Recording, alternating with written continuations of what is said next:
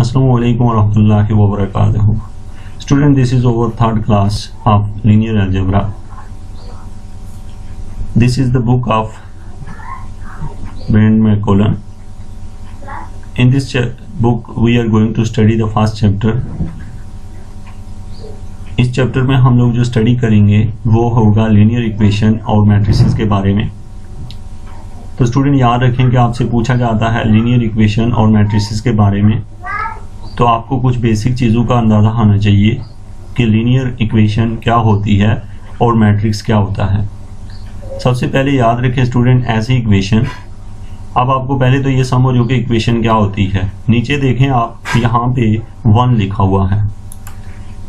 तो स्टूडेंट जो 1 लिखा हुआ है दैट्स मीन टू से कि ये इक्वेशन 1 है। अब जो चीज़ यहाँ आपने समझनी है वो ये है कि जैसे कि आपको ये 1 दी हुई है इक्वेशन, इसको इक्वेशन इसलिए कहा जाता है क्योंकि इसमें इक्वल का साइन है। तो आपसे कहा गया है कि ये इक्वेशन है, यानी कि आपसे पूछा गया कि ये क्या है, तो आपने कहा ये इक्वेशन है। पूछा गया क्यों इक्वेशन है, तो आपने कहा क्योंकि इसमें इक्वल है। फिर आपसे कहा गया ये लीनियर इक्वेशन है, तो आपसे पूछा गया क्यों लीनियर इक्वेशन है, तो आपने कहा क्योंकि यहाँ जितने भी एक्स दिए हुए हैं उन सब की पावरें सिर्फ 1 हैं।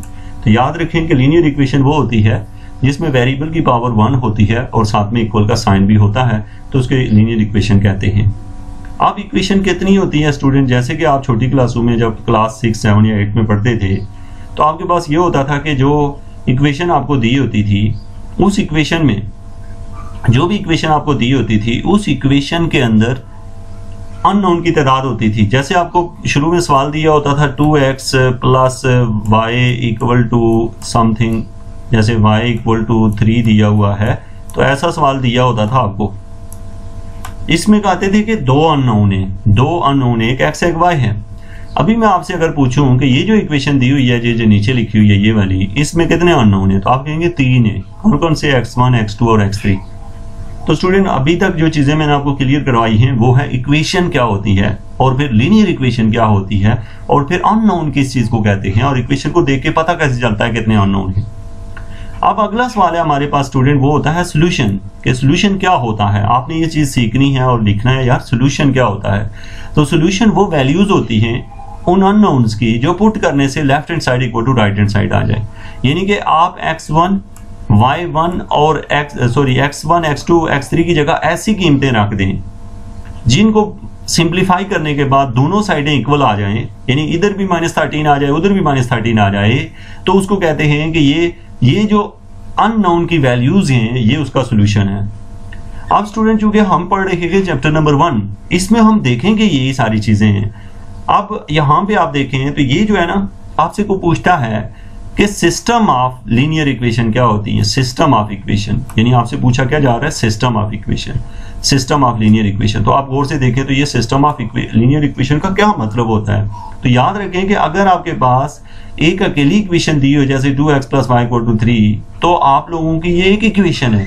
इसके साथ अगर एक और दे दिया जैसे x plus 2y equal to 7, तो आप ये बन गई हैं, 2 इक्वेशनें बन गई हैं एक साथ। अब हमें कहा जाता है कि इन इक्वेशनों को आपस में मिला के हल करो। आप छोटी क्लासों में पढ़ते थे 9th क्लास में कि आप इसे क्रैमर रूल से भी हल करो, मैट्रिक्स इनवर्स मेथड से हल करो, या आप उसमें प्लस माइनस करके हल करो। तो ऐसे करके हम सवाल को हल करते हैं।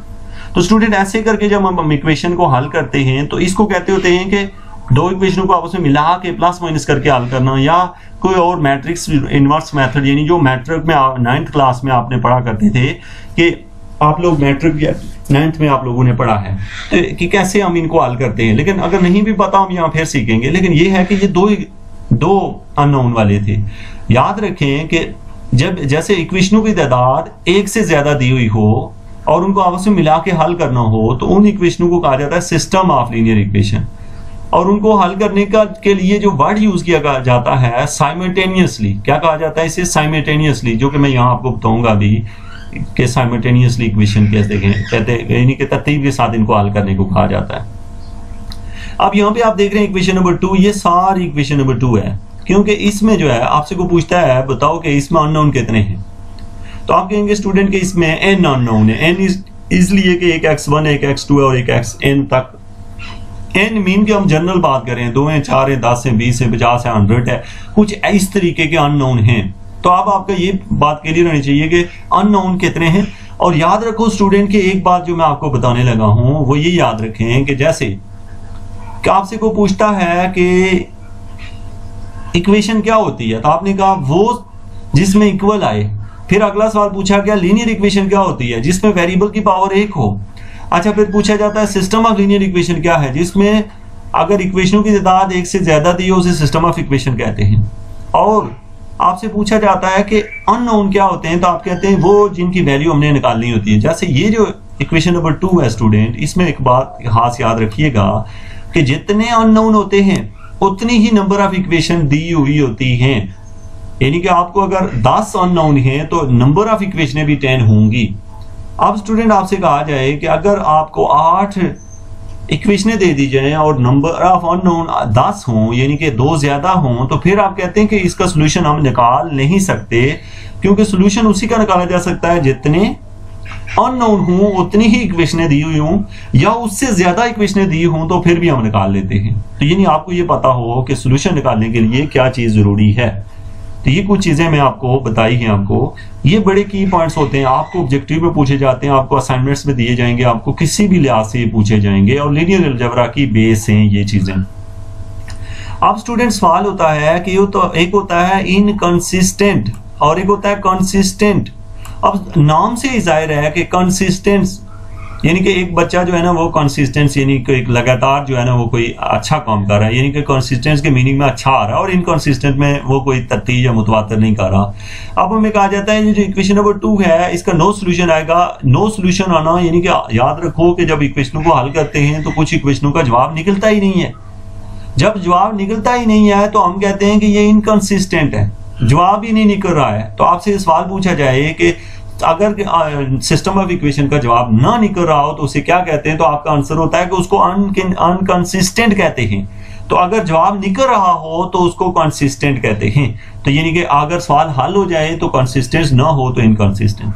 अब स्टूडेंट आपसे अगला सवाल पूछा जाएगा कि होमोजेनियस सिस्टम क्या होता है। होमोजेनियस सिस्टम वो होता है स्टूडेंट, जैसे इक्वेशन नंबर 2 में आप गौर से देखें तो इस साइड पे लिखा हुआ है B1 B2 B3।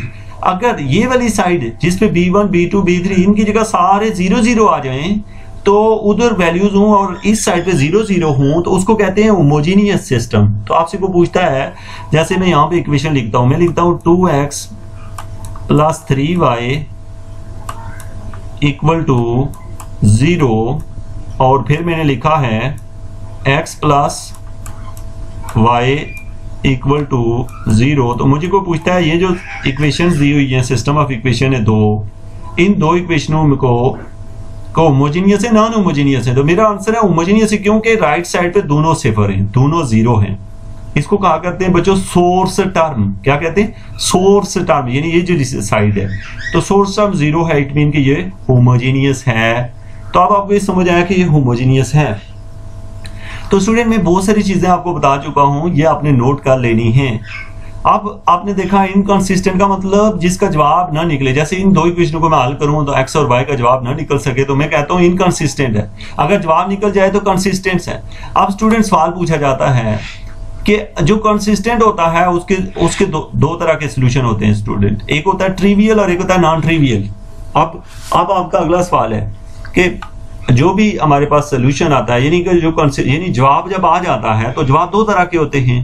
यानी कि आप किसी को जब जवाब दे रहे हैं किसी बात का तो 2 तरह के जवाब देंगे, एक कौन सा ट्रिवियल जवाब दे रहे हैं और एक नॉन ट्रिवियल।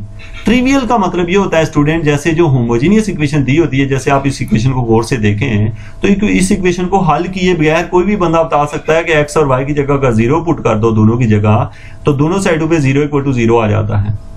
यानी कि बगैर सवाल को हल किए इक्वेशन में अगर 0 रखने से लेफ्ट हैंड साइड यानी कि एक्स वाई की जगह या जो भी अननोन दिए होते हैं x1 y1 x2 जो भी दिए हुए हों उनकी जगह 0 रखने से दोनों साइडें इक्वल आ रही हों तो उन सोल्यूशन को कहा जाता है कि ये सोल्यूशन जो है वो कौन से सोल्यूशन है?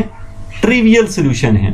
तो अब ये जो चीजें आपने इसके बारे में पढ़ी हैं तो आपको मैंने ट्रिवियल का बताया है, आपको नॉन ट्रिवियल का बताया है। उसके बाद स्टूडेंट यहाँ पे हमारे पास है कुछ चीजें और देख लें, जैसे इक्विवेलेंट जो होता है, ये लफ्ज इक्विवेलेंट इक्विवेलेंट का मतलब ही ये होता है कि जैसे कि आप देख रहे हैं कि कोई दो इक्वेशनें हों, उनको हल करें तो उनके आंसर टू द पॉइंट जो है ना सेम सोल्यूशन आ रहे हों, यानी एग्जैक्टली द सेम आ रहे हों, बोथ है, तो यानी कि सोल्यूशन जो है तो उसको हम कहते हैं कि यानी इक्विवेलेंट कहते हैं। यानी आपको दो अलग अलग सवाल दिए हों लेकिन जवाब दोनों के सेम आ रहे हों तो हम कहते हैं कि ये इक्विवेलेंट है। ओके, इसके बाद मैं आगे जाके डिस्कस नहीं करूंगा, उसकी रीजन ये है कि ये इजी नहीं है। ये मतलब ये कि ये जो चीजें आपने नोट करनी है, मैं आप रिपीट कर देता हूँ कि कौन कौन सी चीजें हैं। हम लोग कोर्स पढ़ रहे हैं लीनियर अलजेब्रा। लीनियर अलजेब्रा के ऊपर बेसिक के ऊपर हमने पिछला लेक्चर में देखा था, कुछ बेसिक जो है मैट्रिक्स वगैरह इन चीजों के बारे में देखा था। आज के इस कोर्स में हमने कहा कि इक्वेशन क्या होती है, फिर लीनियर इक्वेशन क्या होती है, सिस्टम ऑफ इक्वेशन किसको कहा जाता है, जब हम सवालों को हल करते हैं तो कितने अननोन दिए हों, कितनी इक्वेशनें जरूरी होती हैं, अगर 4 अननोन हैं तो इक्वेशनें भी 4 आनी चाहिए, या फिर इक्वेशनों की तादाद 4 से ज्यादा हो फिर भी हम हल कर लेते हैं। लेकिन अननोन मीन के वो जिनकी कीमतें निकालनी होती हैं, वो अगर कम ज्यादा हों और इक्वेशनें कम हो तो फिर सोल्यूशन नहीं निकलता। सोल्यूशन ना निकले तो उसको कहते हैं कि ये इनकंसिस्टेंट है, और सोल्यूशन निकल जाए तो उसे कंसिस्टेंट कहा जाता है। उसके अलावा हमने कहा कि जो कंसिस्टेंट होता है उसके दो बच्चे हैं, यानी कंसिस्टेंट मीन जिसका जवाब निकले। अब जवाब दो तरह के निकलते हैं, एक ट्रिवियल और एक होता है नॉन ट्रिवियल। ये चीजें आपने नोट करनी है, इनकी बेस पे हम जाएंगे अगले लेक्चर में। Thank you very much.